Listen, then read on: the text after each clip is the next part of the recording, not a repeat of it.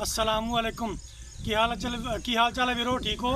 लो जी, पंजाब हुकूमत ने जोड़ा 5000 का वादा किया ना, मुबारक होवे तुहानूं। 5000 रुपये लभण लग पिया। तो नंबर 2, जिन्हों ने किसान कार्ड जिन्हों के कोल हैगे आ ना, तो 5000 रुपया उन्होंने मिलना शुरू हो गया। मैसेज आ गए ने सारिਆਂ ਦੇ। तो उस तो बाद जिन्हों ने नहीं किसान कार्ड लिया सी ना, उन्होंने वास्ते आ के भी वो अप्लाई करन नैट कैफे ते जान, नैट कैफे ते जाके अप्लाई कर लैन। ਉਹਦੇ ਵਿੱਚ ਖਤੂਨੀ ਨੰਬਰ, ਖੇਵਟ ਨੰਬਰ ਤੇ ਇਹ ਤੁਹਾਨੂੰ ਚੀਜ਼ਾਂ ਦੀ ਲੋੜ ਹੈਗੀ ਆ। ਇਹ ਲੈ ਕੇ ਨੈਟ ਕੈਫੇ ਤੇ ਜਾਓ, ਜਾ ਕੇ ਅਪਲਾਈ ਕਰੋ। ਉਹ ਤੁਹਾਨੂੰ 5000 ਰੁਪਏ ਉਸ ਤਰੀਕੇ ਨਾਲ ਮਿਲੇਗਾ। ਠੀਕ ਹੋ ਗਿਆ। ਤੇ ਜਿਹੜੇ ਕਿਸਾਨ ਪੰਜਾਬ ਹਕੂਮਤ ਨੇ ਕਿਸਾਨ ਕਾਰਡ ਦਿੱਤੇ ਸੀਗੇ, ਇਹ ਸਹੂਲਤ ਕਰ ਦਿੱਤੀ ਆ ਕਿ ਵੀ ਉਹਨਾਂ ਨੂੰ ਕਿਸਾਨ ਕਾਰਡ ਤੇ ਹੀ ਪੈਸੇ ਮਿਲ ਜਾਣਗੇ। ਤੇ ਉਹ ਜਿਹੜੇ ਆਪਣੇ ਮੈਸੇਜ ਚੈੱਕ ਕਰ ਲਓ। ਚੈੱਕ ਕਰਕੇ ਤੇ 22 ਮਈ ਨੂੰ ਤੁਸੀਂ ਜਾ ਕੇ ਨਾ, 22 ਮਈ ਤੋਂ ਬਾਅਦ 23 ਤਰੀਕ ਵਾਲੇ ਦਿਨ ਆਪਣੇ ਜਾ ਕੇ ਪੈਸੇ ਤੁਸੀਂ ਲੈ ਸਕਦੇ ਜੇ।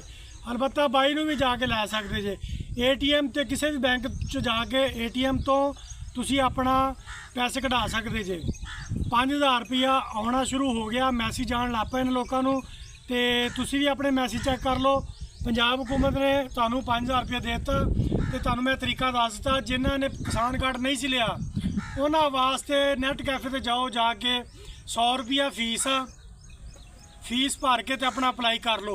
अपनी जाके फर्द लैके आओ। पहले फर्द तो खेवट नंबर, खतूनी नंबर तो खसरा नंबर, ये 3 चीज़ां तुहानूं जरूरी ने। जिन्हां दे ठेके ते लई आ, वो ठेके वाले भी अप्लाई कर सकते हैं। ऑप्शनां दित्तियां उन्होंने, ठेके वाले, मज़ारा, मालकी।